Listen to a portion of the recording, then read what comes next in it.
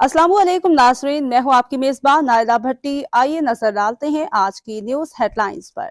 खबर शामिल करते हैं। खारियां से रमजान का पहला अशरा शुरू हो गया है। इस बाबरकत महीने में जरूरत खुर्दोनोश अशिया में कमी करने की बजाय बहुत ज्यादा इजाफा कर दिया गया।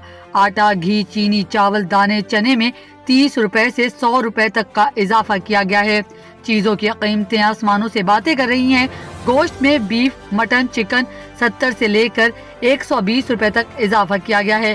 प्याज में 120 रुपए, अदरक, लहसुन, टमाटर, सब्ज मिर्च, फूल गोभी, बैंगन 20 से लेकर 50 तक इजाफा किया गया है।